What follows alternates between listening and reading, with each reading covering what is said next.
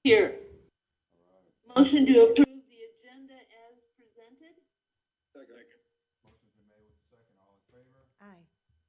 Aye. Opposed? We have an agenda. We have a department head presentation by Public Works, Police, and Leisure. Who's going? Okay, well, I can kind of get this started. So I guess on behalf of all department heads, good afternoon, Mayor and Council. Just like you said, we're here to discuss the residency policy for our respective three departments. I guess kind of starting that off, one of the things that we've been experiencing is trying to find good qualified applicants for all of our openings. One of the things that we're experiencing, I think, is just with the small radius, it sometimes makes it difficult to find some of those qualified applicants. And today, I guess, starting off, at least ways on the public works side, I would like to propose to try to expand that radius else, whether it would be from corporate city limits and or from City Hall.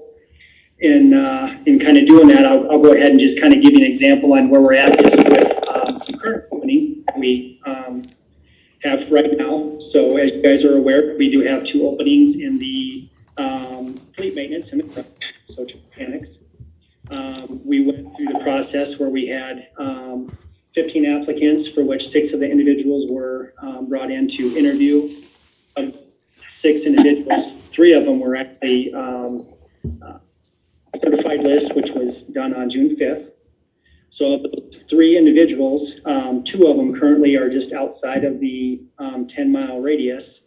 So if to the point of offering either one of those individuals position, they were not take that. Unfortunately, that would leave us either with 2 and or 1. And currently, just so some of you guys are aware, we do have 2 open positions with an that's retiring July 10th. So there is, or there's a possibility that we could be, assuming it's approved, offering positions to 3 different employees. So with that being said, and just, how both has kind of been, I did look at like what other communities have been doing. I can do neighboring community, they have a 30-minute response time as far as the public works. Dubuque just actually changed theirs to 30 miles for all their essential staff. And then Iowa City, they haven't changed theirs, but they're at a 17-mile living radius. I think for most of, with visiting with the heads in public works, in the respective areas that as far as would be affected, for the most part, 30 minutes, 30 miles is kind of what we've been looking at, feeling that would be acceptable as far as a response time. Our biggest one that, that we look at, of course, would be snow removal. And, one of those things, we always plan as much in advance as we possibly can, forecasting in that. So, that would be one of the things that, we have to stress with staff to make sure that they know that, as essential employees, that they have to be here. Where I worked before, that was kind of the same thing. And as long as that's conveyed to staff, I never really had any issues with employees not being able to be during emergency, whether it was snow or storms, tornadoes, the other events, flooding. So I guess on the public works side, I would be hope that you guys would willing to expand that to a 30-mile radius. And I guess with that, I kind of let the other departments kind of voice theirs, but I don't know if Paul, if you want to next, and or Todd, I guess, I'm not sure if I had there with you, but. All right, you have Paul and Joel on here too. Either one of you want to chime in about the radius policy? Yes, this is Paul Hudding, Leisure Services Director. We have much the same situation as Public Works. In fact, in a lot of cities, forestry is actually part of the Public Works. But the issue we have with forestry is finding qualified applicants within a tight radius. And we do have 2 openings right now. We advertised for that. We got 10 or 12 applicants. Of those, 2 are qualified. I guess I would say barely qualified. So we feel that it's in order to have a team of people who are able to help keep our streets safe during windstorms and other storm events, that it's really important to have a full team, and we just aren't able to get the number of applicants that we really need. And Todd, the city forester, is here. If you have any questions for Todd, he deals with it daily. So we would ask too for the 30-mile reporting radius. We feel that that would expand our pool significantly. So Paul, are you having trouble, and Randy, are you having trouble for every position, or you're talking about one position in your department and maybe one? Because I'm hearing forestry, but like for your downtown maintenance, for all your other, is it just forestry?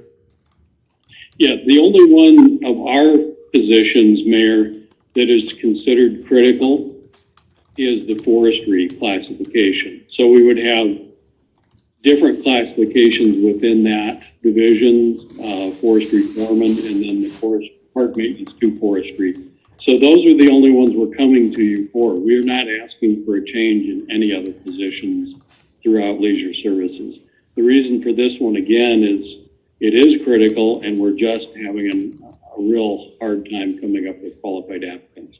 In this particular situation, it's a high demand occupation, especially now that the emerald ash borer has swept through Iowa, and there are dead trees standing literally all across the state. So the private companies are looking for people constantly too. So we're in a very competitive market. Yep. And then Randy, your entire department of Public Works is considered critical.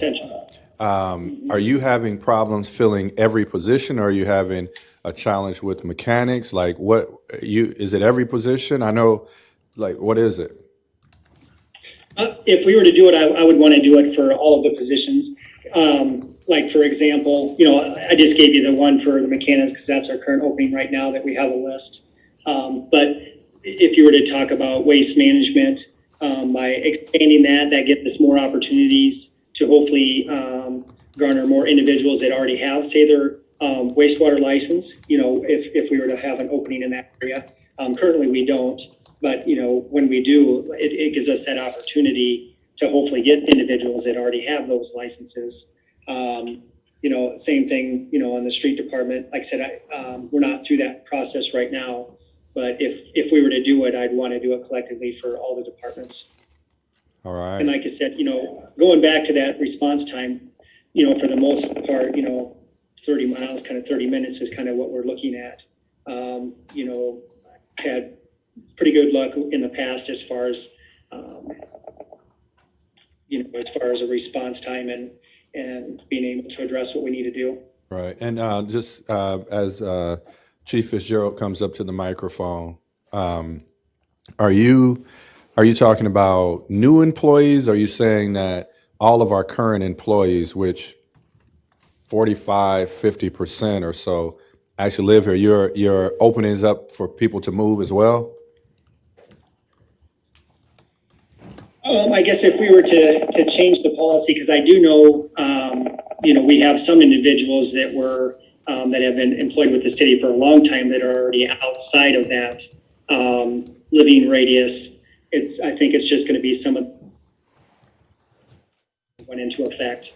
All right, Chief. We already have some individuals that are outside of that, but if we were to open it up, it would be for all of them. So if there were some individuals that were to choose to move, that potentially could happen. But I'm not so sure that we're really going to experience much of that.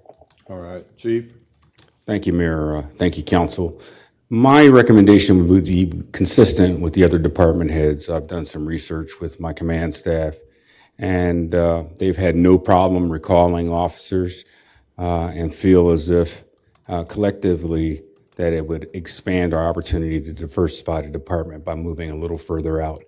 We realize people have to relocate within a year, and we feel like we can do a better job, obviously, recruiting here in the city of Waterloo, but also by expanding this radius, we think that primarily from our standpoint, diversity would be able to be addressed in a more even manner. All right. Council, questions, comments? Mr. Mayor? Ms. Jewin? Yeah, I just wanted a clarification. So all three are asking for 30 miles. Is that from City Hall or from corporate limits?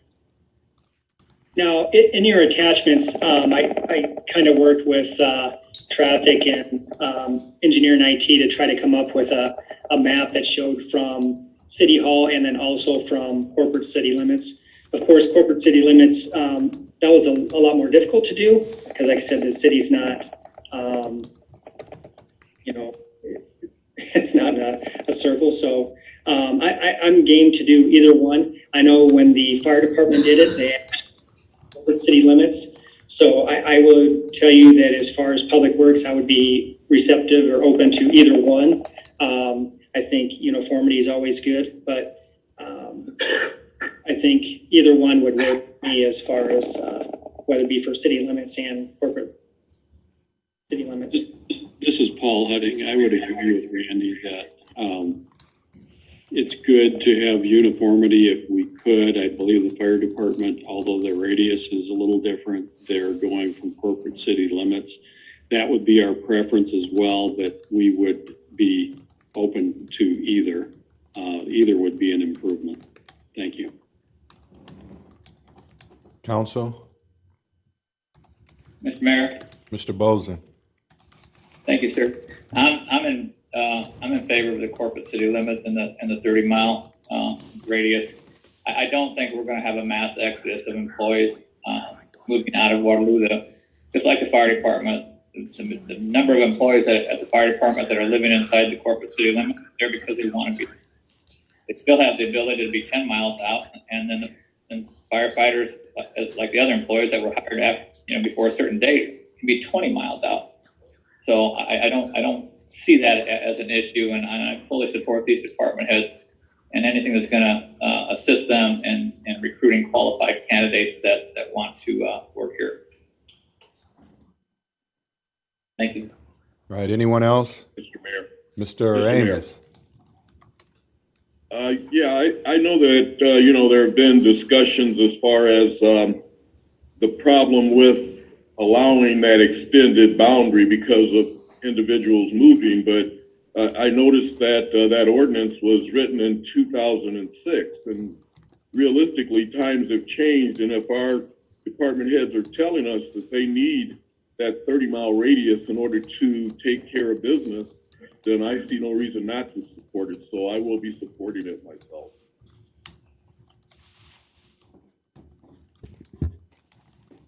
Mr. Mayor? Mr. Morrissey? Yeah, as I discussed with you before, and I think with some council, I'd like to see people employed that live in Waterloo. I know that Supreme Court wise and court rulings say that you cannot force that unless for the given emergency personnel that you have. But as I said before, I would like to see incentives for new employees to move into Waterloo. And I know as you stated, the financial climate is not the best for something like that, but I would hope we could put together a package that would incentivize our new employees, our new recruits, to move into Waterloo. That's my comment. All right. Anyone else? Mayor. Who is that? Mr. Grider. Mr. Grider. So I'm not I don't have concerns with leisure services or public works. I do have some concerns with the police department on that limit, simply because they fill a very unique role as city employees in the city. And I think it's very critical from what I've heard as we're going through the things that we're going through, that the police and the constituents that we all serve feel that the police are part of the community. And so I have some concerns about opening that up a little bit. I understand the recruitment concerns. I definitely get that. But I just have some concerns about that. Because we want the police department is just so unique in what it does.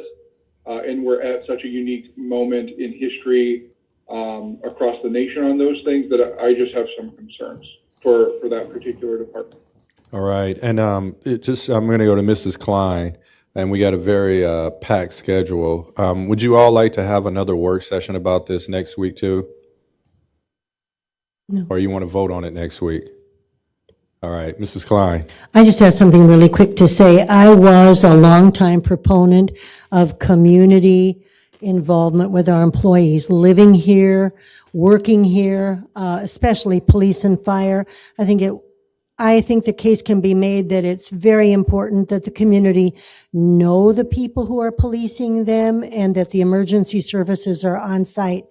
However, I have heard the council members who say times are changing, and I agree with that.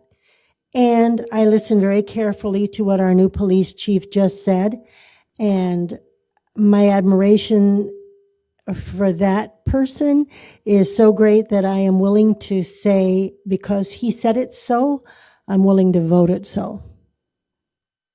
As long as during budget time we don't get that question, where do Well, you then I live at? can't hear him. As long as we don't get that question and putting staff on notice. But all right,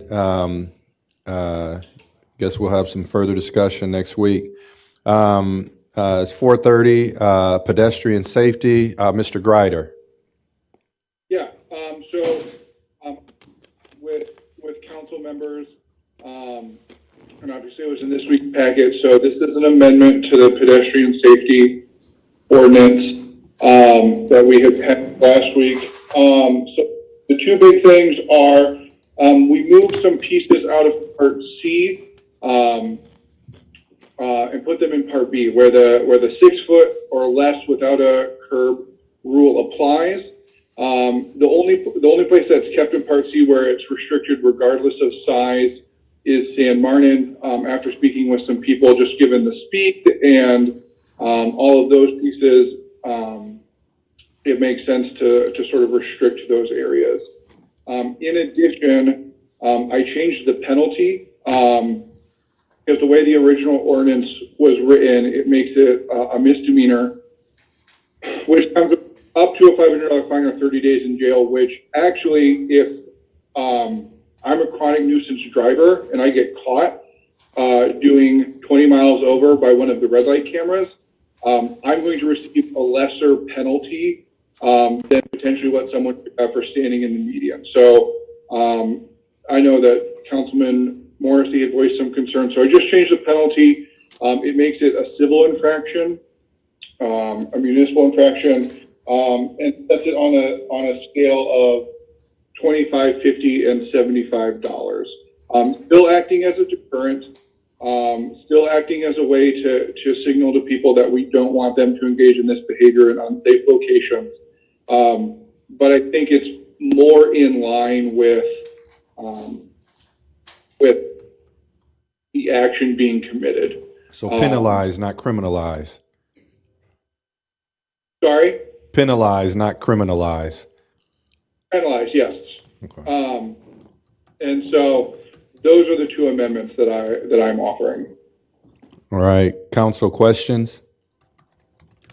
Mr. Mayor, Mr. Bozen. could I ask Mr. Peterson a question? Sure can. Yes, sir. Thanks, Peterson. How, as a city, do we enforce municipal infractions?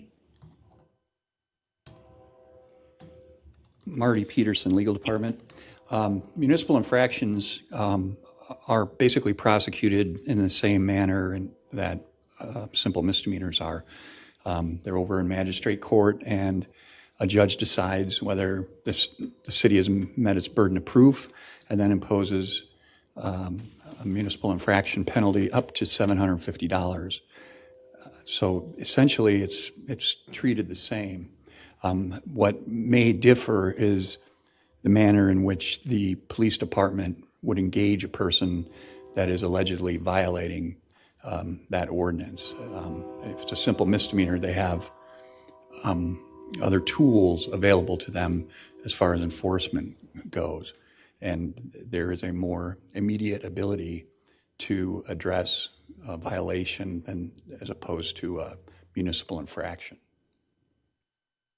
So my question, sir, would be if we change the penalty to $25, $50, and $75, and they're issued a municipal infraction and they don't show up for court, but they continue to show up on those bottlenose medians, what's our recourse? Because if it's a $25 fine and they don't even show up for court, what's the next step?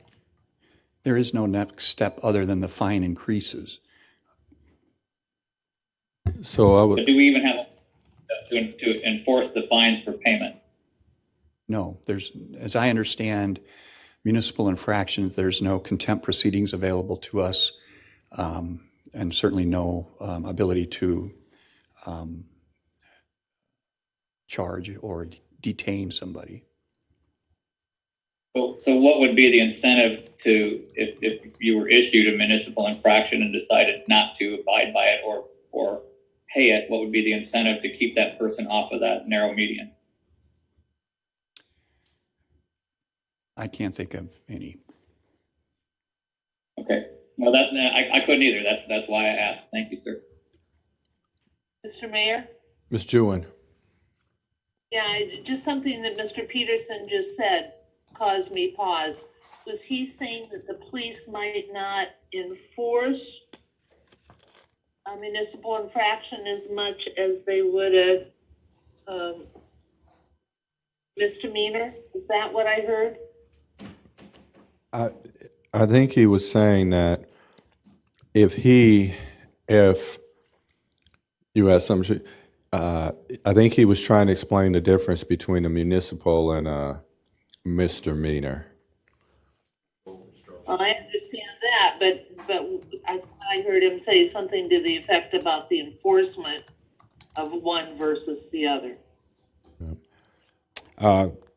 Good evening again, Joel Fitzgerald, Chief of Police. I just want to clarify, the police have the option, the discretion to enforce a city's code violation equally.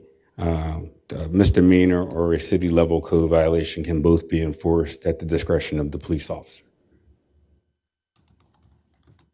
I hope that answers your question. It's, I believe that it may not have come out to convey that a police officer has that discretion, but nonetheless, an officer does have the discretion if given the choice between two different responses that are equally applicable to decide whether they issue the code violation or they issue a misdemeanor or arrest for a misdemeanor, I should say.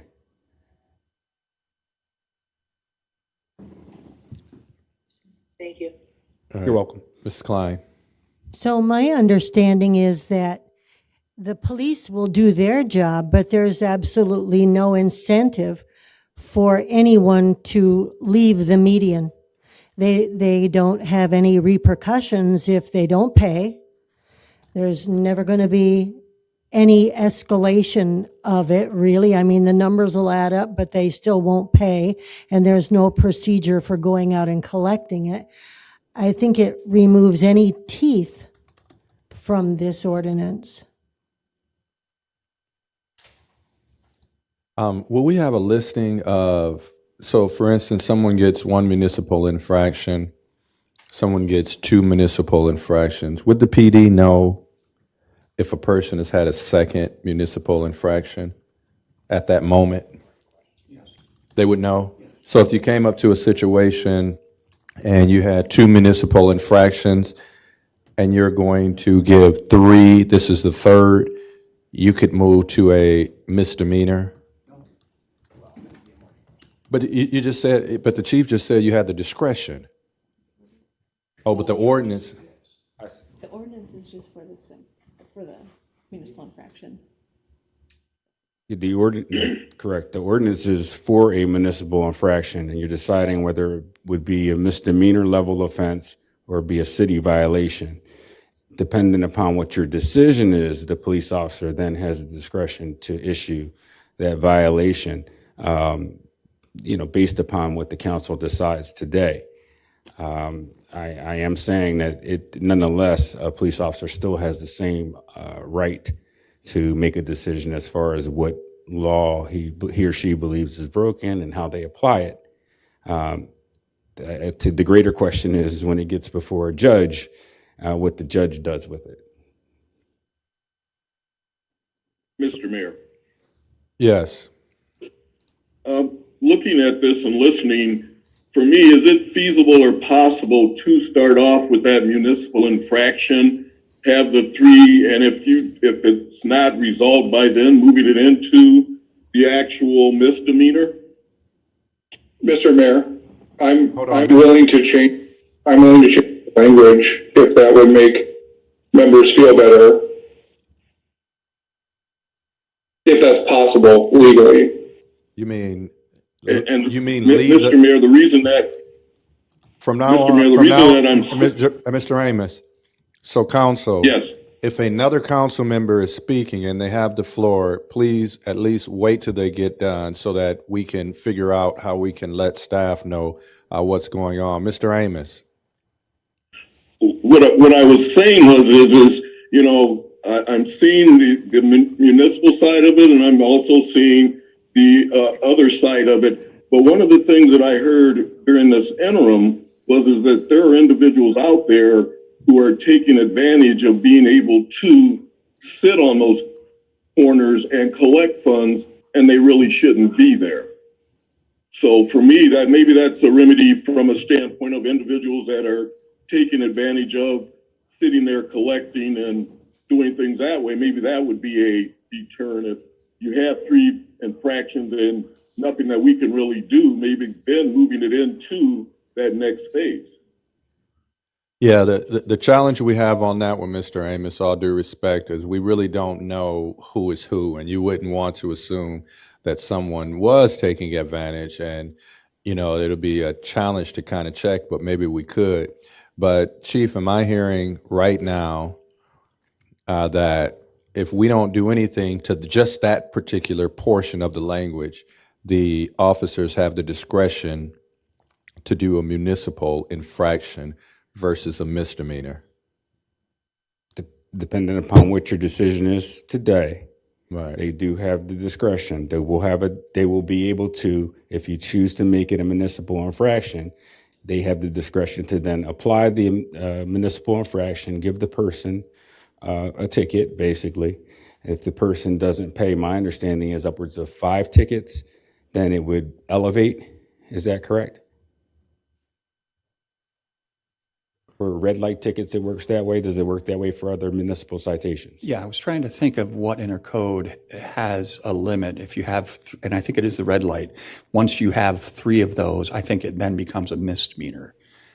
I'd have to look at that. It's been a while, but we could structure it like that. But having said that, if it remains a simple misdemeanor, what I think the chief is saying is that an officer doesn't have to make an arrest of a person. They can cite them into court on a simple misdemeanor, and we can see a fine entered if the judge, in their discretion, believes that's appropriate. I think that's what the chief is saying is if it remains a misdemeanor, they still have all kinds of discretion as to how they enforce it. When it comes to a municipal infraction, as I understand it, we lose some discretion. In other words, all we can do is cite them in the court. All we can do is fine them. Let me ask you a question then. What if council wanted to say 2 infractions and a third equaled a a misdemeanor, what would be, I mean, how would that language be if that is an in between? Because I'm hearing some sensitivity to people's condition, but I'm also hearing some actual enforcement. Is there any way to get to be able to have it in the middle too, and then your third one is a misdemeanor? I would say that Mr. Mayor, were you finished speaking? Yes. Yeah. I would say that, again, we are thinking that once this is issued, let's say it is issued as a misdemeanor, that a judge would keep it at the misdemeanor level and not lower potentially any kind of fine or charge. That would be at a judge's discretion. In my previous employment, I've seen these type of issues rear their ugly head when what happens is many times you have a true nuisance, and because a person is indigent or destitute, the judges err on the side of allowing the person to pay a lower fine amount and then losing the, as Ms. Klein put, the teeth of the ordinance, which then dissuades officers from going out and actually citing people for it, because many times someone's cited and then out before the police officer is done their tour of duty. So if you are placing something in and codifying it today, my thought is in order to ensure that it does have the effect or the desired effect, that it be something that has the significance that would deter people from being in those intersections. Mr. Mayor? Yes. Mr. Mayor, sitting back to the conversation, I hope everybody else is too. We're doing exactly what I thought that this wasn't about, and that is targeting the people that are there trying to get some money, or quotes, the panhandlers, quotes. We're doing that right now because who else is this discussion about?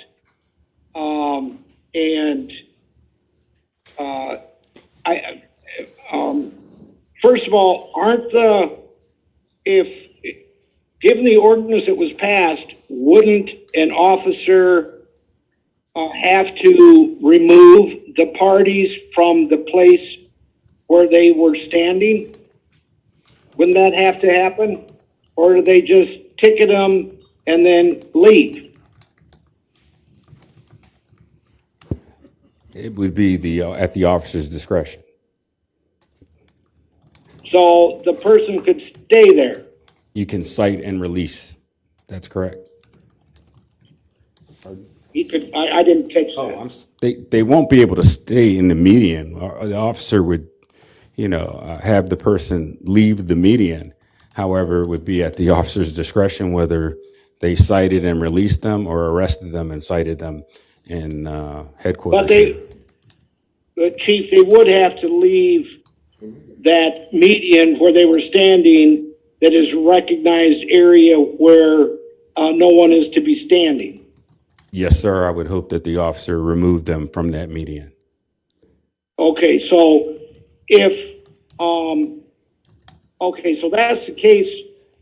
It sounds to me like some of us are not expecting that a person that is told by an officer in whatever kind of status that conversation is going to be, that we're expecting them not to change. So we're setting up this multifaceted level of continuing behavioral problem as they keep going back and saying the same thing. The recidivism rate is higher than any other recidivism rate with any other crime.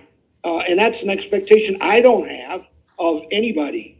And I have no idea why we're not first just going up, having an officer go up and warn them that they're in violation of city ordinance, that they cannot be there. There's nothing wrong with a warning. You get warning tickets when you're driving a little bit too fast sometimes, rather than an actual ticket. So I would suggest that we add to this an initial warning followed by a municipal infraction. It appears that the times that are stopped there, they're going to be logged in.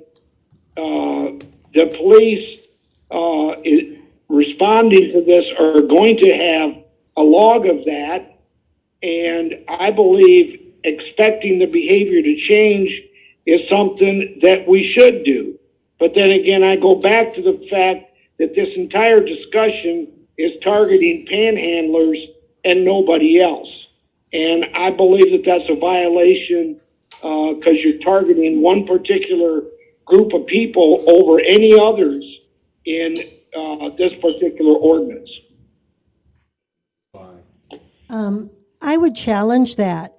People who panhandle can stand on the corner. They can stand in the middle of the block. They can stand pretty much wherever they want. This has just got to do with the median where it's very unsafe. And we've had all kinds of people weigh in on this. The public has been, I don't know if they're contacting you, but they sure are contacting me about the feelings that they have over safety. And they are so hopeful that they won't have to face that going out there. And many of them have said that they've avoided that area, which that's hard on our businesses just because of that. I would like to ask our police chief if we've had any calls to the city reporting panhandlers. My information on that is that we have. I would not be able to give you a total right now, but I know that that is a call that our officers receive frequently. Thank you. All right. You're welcome. Mr. Greider, we got about a minute or so left on this. I know you were trying to find a bridge to find some compromise before we vote on this. You want to have some comments?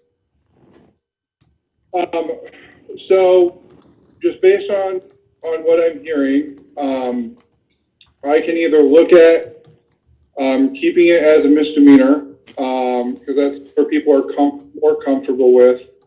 So it does have an enforcement mechanism. So drop the second part of that amendment while keeping the first part. That seems to be where people are at. I will say, and I know this conversation has been hard and frustrating for all of us. My intention was just to find a place where we recognize that many of the people who will be affected by this probably don't have a lot of money. But I also understand that we need to create ordinances that are enforceable. So I will try and thread that needle, most likely by dropping the last section. If council or city staff members have input, obviously feel free to give me a call or email me, and I can keep trying. Yep. All right. Thank you. Mayor? Yes, Mr. Ms. Mayor? Jewin. Real quickly, please. Yeah, we didn't talk at all about why moving some of the streets from C into B. And I'd kind of like to have at some point before we vote on it, that discussion. All right. So, Mr. Greider, maybe a few more minutes next week. And, I also think, Chief, you can step up to the, get ready to go for the presentation. But I think with the incorporation or conversation of CIT teams, which I believe there'd be a small piece of that in there because it's putting people in sustainable positions in life if we have the opportunity. So whether it's mental health, counseling, and those types of supports, I think within this presentation that we're about to hear, there's a small piece of that and those that will be able to go out in situations as such. But without further ado,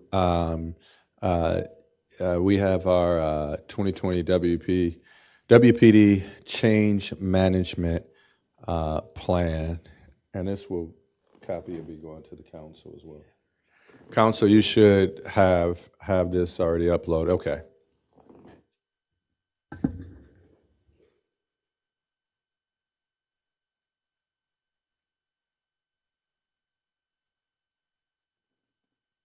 Is it put up there or no?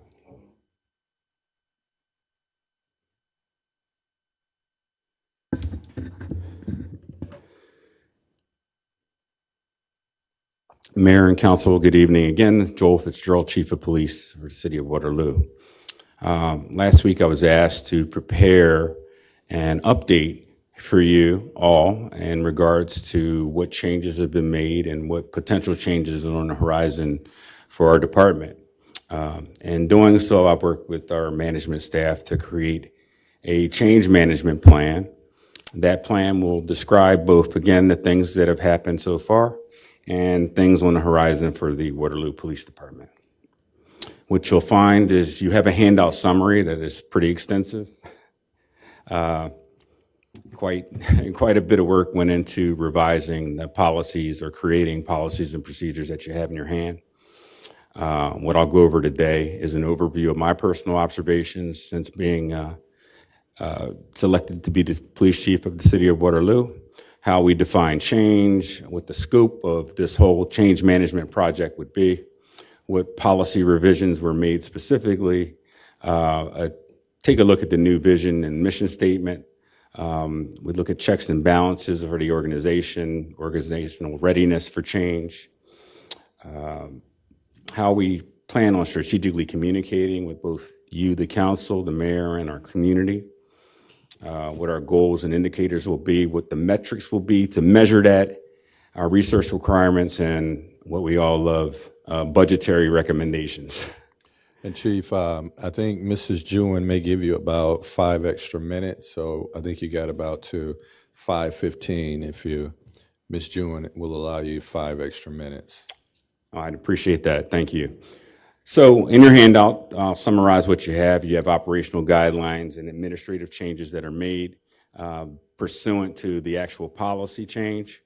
You have a summary of our neighborhood engagement, what we'll be doing to better communicate with members of our community, and that includes members of the business community, racially polarized communities, and just even our city management staff to ensure we're all on the same page in what we're doing and why we're doing it. We'll talk about some training opportunities that we have with the department, some of which will or could potentially affect training citywide, and some of those software products that would help facilitate the trainings. So here's some of my personal observations. I've looked at it from a pretty holistic standpoint myself, and I noticed that we're not really as data-driven as we'd like to be.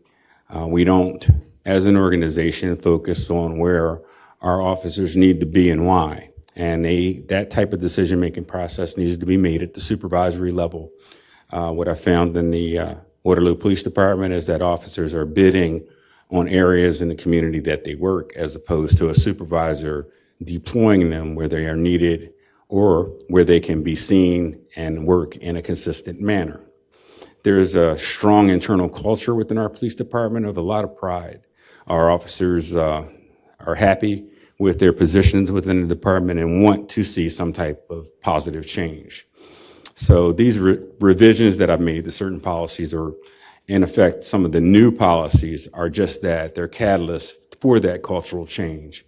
We're going to move forward to embrace with diversity, our stakeholders with diversity, internal and external, to make a safer Waterloo. But we're going to focus on our needs, and our needs from an organizational standpoint and our needs from a community standpoint. So again, it's a diverse set of needs that our community has, and I think we mentioned earlier, one of them is diversifying the department. And last but not least, we're going to avoid those 8 deadly words, because that's the way we've always done it. So how do we define the change? We're going to look at it through the scope of technological improvements, how we operate, again, the stakeholder engagement, how we increase accountability for everyone within the organization from the top down, and enhance the diversity of the department and changing the culture. I have a little line that I put in there, and it's applicable to anyone that comes into an organization is trying to facilitate change for the sake of the community and the sake of the organization, you walk a pretty thin line. So I'll read it to you. It says, a true hero will not only do what's right, but despite the prospect of losing everything, willingly demonstrates the integrity and fortitude to do what is necessary as a matter of principle. I think if you apply that to some of the things that you've seen in police departments around the country, you'll find that some leadership and some members of organizations have failed in that regard. And we intend to make sure you know that the Waterloo Police Department does not wish to fail any of our stakeholders. We improve professionalism with training and leadership. So we're resetting the clock for accountability in this organization. Everyone here is accountable for the actions of themselves and the actions of their coworkers. So you'll notice in the news, we talked about a duty to intervene, a duty to report bad conduct. And we have those duties, and that's been written into a new use of force policy. But what's also been written into that policy is the use of critical decision-making in lieu of using a continuum for the use of force. As you read the use of force policy, you'll start to read in it a theme, and that overall theme is the sanctity of human life, treating people with decency and respect, and using a preponderance of the evidence that you have about what proportion of force you should use in any given situation. We're dedicating ourselves to rebuilding or rebranding ourselves to have a positive community relationship. We'll do so by increasing the frequency with which we speak to members of the council. We address the community and community forums, and we work in neighborhoods on the neighborhood-based policing level and provide the community the consistency that they need to know their police officers and to be able to identify those who are doing a fantastic job and those who need a little more supervision at going out and being the best community police officers they can be. So you'll see that the vision, mission, core values, and guiding principles and ethics statement are completely new. They touch on many of the things I talked about and revolve around the sanctity of life and just treating people with decency and respect and having a reverence for diversity. Our use of force policy underwent major revisions. As you read that, you will see an example of what's on the right. That's the critical decision-making model that officers can refer to in lieu of using a escalation of force. And that's what has been traditionally taught among use of force trainers throughout this country, is using a force continuum. Really forward-thinking departments these days have gone away from using a use of force continuum, and this is a step in that direction, giving officers the freedom to make multiple, among their decision-making processes, use multiple things at their discretion before they use force, including, but not limited to, de-escalation. Our social media, we did not have a social media policy. So you'll find that I authored one within that packet. Airborne pathogens, infectious diseases. We work with the fire department on that, but we needed a policy in place, especially pursuant to our response for COVID-19. You'll see that it's a pretty comprehensive policy, and I'm waiting for fire to give us the blessing to produce an official version of that policy within the next week or so. I've totally revamped the mobile video and body-worn camera policy. We owe it to people to tell, we owe it to the city, we owe it to each and every one of our council people and our employees to tell the right story about what has happened in events that involve Waterloo police officers making an arrest. So when we do it the right way, we'll know it. When we do it the wrong way, we'll know it. And we'll have audits in place to ensure body-worn cameras and in-car cameras are audited for behavioral issues and audited for excellence in conduct. I think that's very important to mention because I don't think we do a great job at identifying excellence in policing in the city as well. So you'll notice one of the things that's on this list is commendations and awards. And we're going to strive to have a commendation ceremony annually for officers in this department and to talk about the really great things that they've done on a day-to-day basis by increasing our social media presence and our what we present to members of the community. But I don't want to skip around. Importantly, I changed the field investigations policy to a racial profiling and bias-based policing policy. It goes very much extensively into how we treat people, how we interact with people in stops, how we document those stops, and what are the criteria that we need to meet before we can legally stop someone here in the city of Waterloo. You'll notice that there was a transgender persons policy. How do we handle people that are transgender? In this day and age, to not have policies relating to how people identify is, quite frankly, just behind the times. And it's no slight to anyone that was here prior to me, but it's something that I think hadn't been emphasized and we needed to address. Our beat and word integrity, you'll see a to be determined. That will be the means by which we assign police officers to work every day in an area that they will be consistently in. I like to call it their little slice of God's green earth that they'll be responsible for every day. So you should be able to expect that the person assigned to your area, wherever you live in the city, will be at community meetings, will be at least one of 3 people, dependent upon, again, we have 3 shifts that could be showing up at your meetings, telling you about crime trends, discussing crime prevention through environmental design, and just being at a higher level of interactive just behavior with members of the community. So seeing people just drive by and not knowing who the police officer is in your area is something we're trying to achieve. Our complaints against police, we've changed that policy. Well, we're in the process of changing that policy, but you'll notice that we added some significant upgrade to the website, allowing people to not only compliment a police officer, but complain on our splash page of the Waterloo Police site. Our new vision statement, I won't read it, but I will tell you that it touches on each one of the things that I talk about: high customer satisfaction, high performance, excellence, becoming a national benchmark, being able to integrate innovation and diversity, and remaining flexible. If you're an organization that's not flexible and adaptable, you will fall behind. And it's no shame in shooting for the stars. And we can achieve being one of the most respected and professional organizations, but we have to commit to it.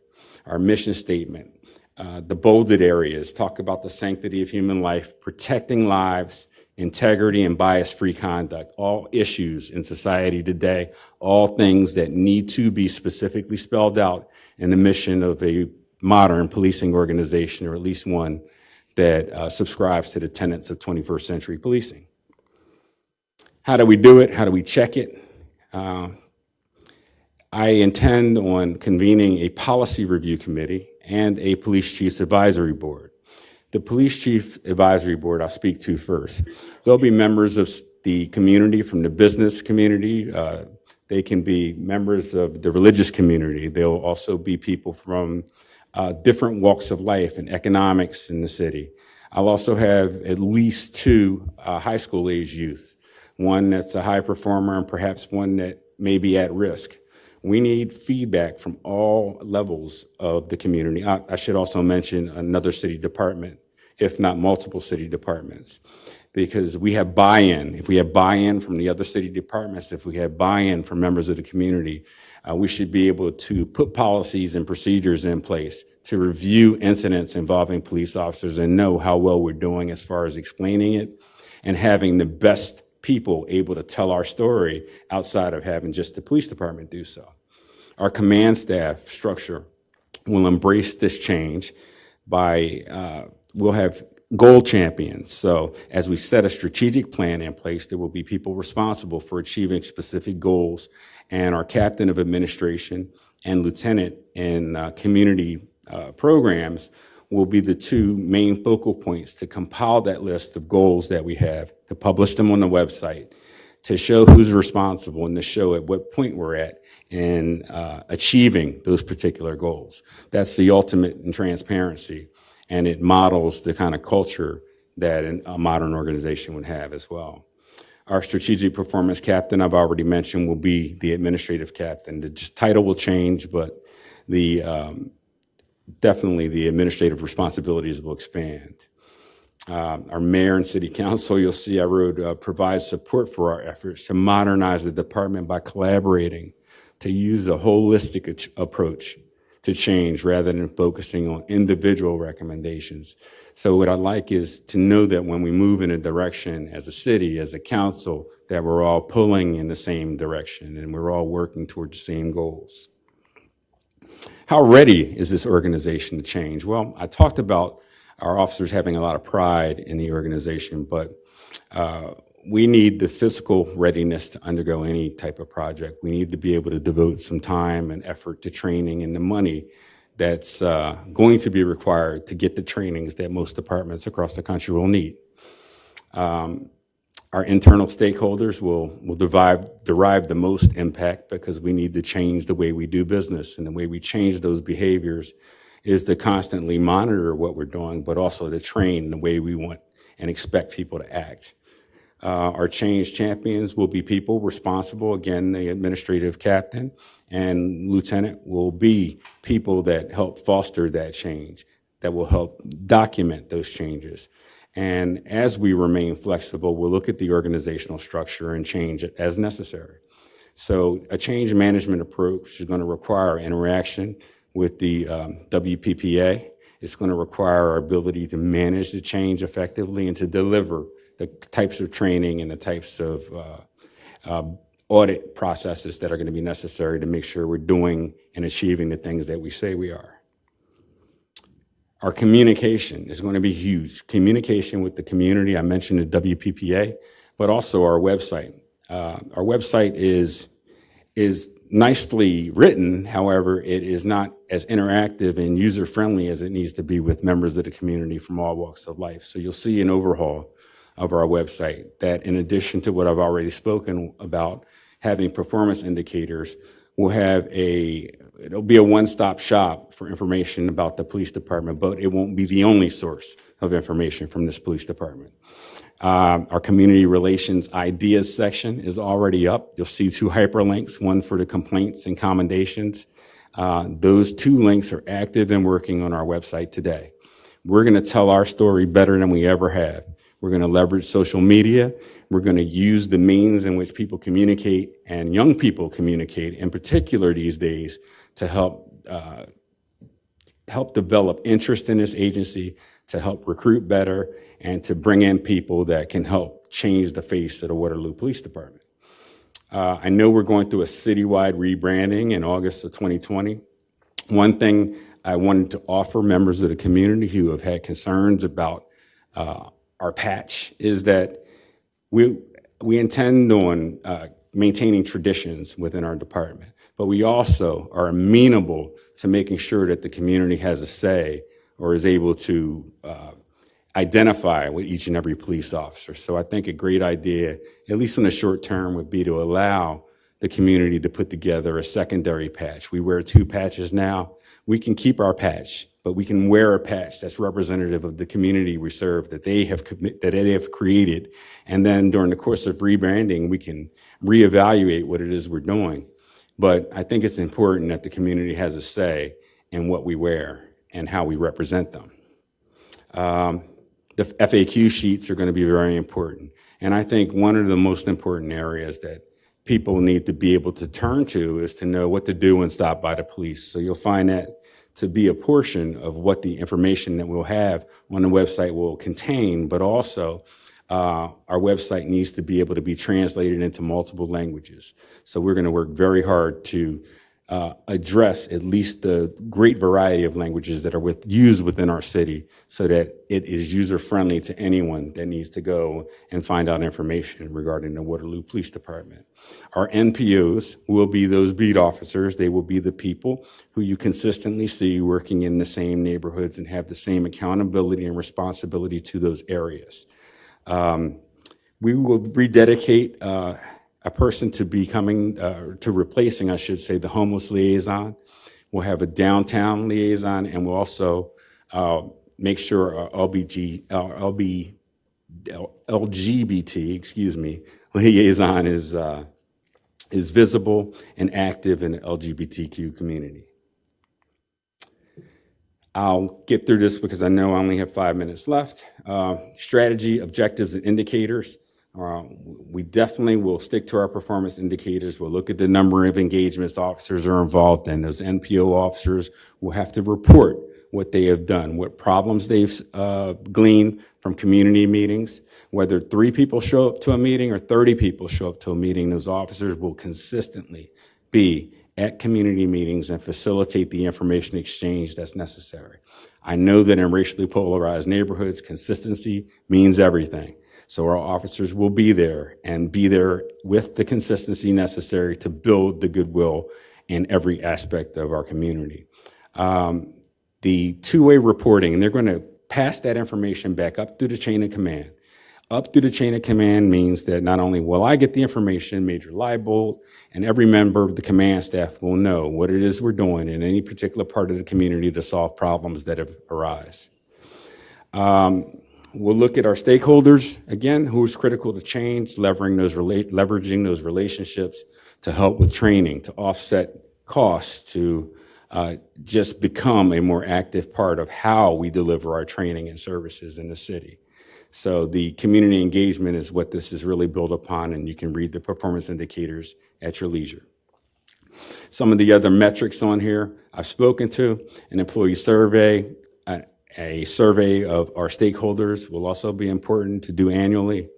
Looking at how many face-to-face interactions we've had, what our social media hits have been, measuring our social media and how well we're connecting with people is going to be very important to us. So those are quality assurance metrics that I think need to be published and need to be talked about and need to be, quite frankly, enhanced. And I would add that quarterly council presentations on crime and the just the progress that the department's made is going to be an important portion of what you carry from these meetings back to members of the community as well. So the last couple slides, resources, that area where we seem to try to avoid. I will summarize it with this. Our resources are, I'll skip this page for lack of a better way of conveying this, but I'll go to training costs versus training needs. In 2021, the budgeted amount of training amounts to about $69,000 in training costs. We have 5 vacancies. If we just filled 4 vacancies, my belief is that we spend upwards of $40,000 of that training budget just to fill the vacancies in training. So that leaves us roughly, what, $20,000 to $30,000 to train the 132 other people within the department that doesn't really meet the need of the Waterloo Police Department. You'll notice at the bottom of the second pie chart, it breaks down what some of those trainings should be. I know they're quite small, even on my computer here, but I will tell you that CIT, which is crisis intervention training, is a huge part of what we should be doing and how we should be delivering services in our city. We know that crisis or people in crisis make up about 75 to 80% of our prison population, and who are the people obviously we come into contact with the most. We want to create a CIT team that go out, as the mayor mentioned earlier, to proactively partner with some social services providers to have positive and proactive contact with our super users, as I would call it, those people who we have to respond to all the time, that everyone knows comes into your office as mayor or comes in to complain or that call us on 911 when they probably need to be connected with services and or medication. We will be providing supervisory training. It might come as a surprise to you that officers that promote to supervisory levels who are now expected to push forward any type of strategic plan have never received supervisory training. That is an absolute must. When a police officer is sued, one of the first things they get sued for, and the city gets sued for, is failure to train and failure to supervise. So we need to take a proactive approach at making sure each person that carries with them that the moniker of supervisor or administrator has the prerequisite level of training to adhere to. You'll notice we have procedural justice, implicit bias training, and de-escalation training. These are all obvious items that we need to move forward with, and we are going to move forward with. However, to meet the realistic need of this community, we would only be able to do, as of now, and this is stretching it, one class for everyone in procedural justice, and we won't be able to add the implicit bias and other trainings that would be very important to members of the community. So we need to think about what it is that we're going to do about this and how we're going to prioritize funding to meet the overall need. I thank you for your time. I think I'm cutting it really close, but I will tell you to please take the time to read through the 400 or so pages that you have in front of you. I know you're not going to get to everything, but it contains a description of a lot of those training courses, which I think after you read it, you'll agree that are needed. It also has some pretty good common sense related changes that needed to be made, and some of those changes are highlighted within the different policies and procedures, and I'll be available to answer anyone's questions if they should have any regarding any policies, procedures, or direction we're taking as an organization. Thank you. Chief, very, very aggressive approach. A lot of changes that we saw from Saturday and input from those around you and incredible vision. So we definitely want to thank you and Major and those that have put together. I think some of these changes and moving forward, we will definitely be able to meet that vision that's been laid forth. Council is open to contact you, and I don't know why we didn't do 45 minutes to an hour, but we had several different things we needed to talk about. We gotta close. Probably have to close, right? Yeah, all right. The clerk just gave me a look, but please contact the chief. Are these going to be out on the website or the PowerPoint for citizens? What's happening now is that our website will be updated as we disseminate the changes internally within the department, like we had the use of force training, the use of force policy. As we distribute it within the department, they'll be released and updated on the city website. Our policies and procedures are posted there, and I'd like to at least have them highlighted because, if anyone wants to get quickly to where we've made the most recent changes, I'd like them to be able to see it. So we'll put that right on the splash page of the website or homepage. All right, thank you. Mr. Mayor? Mr. Morrissey.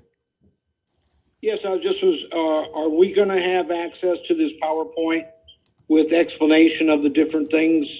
Because I've tried to open up these attachments to this, and the second and the third attachments come back as you can't even open them. You'll make sure the council. Yeah, Mr. Morrissey, you may need to refresh your page. There should be only 2 handouts on the page. Mr. Morrissey, let the clerk know or let the chief know, and we'll make sure we get you what you need ASAP. So we will get that to you. Thank you. All right. Motion to adjourn. Motion to adjourn. Motion been made with the second. All in favor? Aye. Aye. We're adjourned. Thank you. Okay. We will call to order the Waterloo City Council Finance Committee. Roll call, please. Mr. Morrissey? Here. Mrs. Jewin? Here. Mrs. Klein? Here. Motion to approve the agenda and the minutes of June 8th, 2020 as proposed. Second. Discussion? All in favor, say aye. Aye. Aye. Opposed? Motion carries. Would someone take pre-authorizations, please? Madam Chair. Sure. Yes, Mrs. Klein.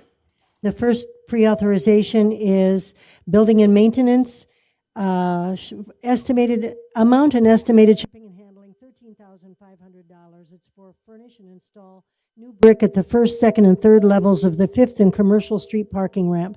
The second one is building maintenance in an amount and estimated shipping and handling of $18,875 for replacement of existing Niagara controller for the HVA system at City Hall.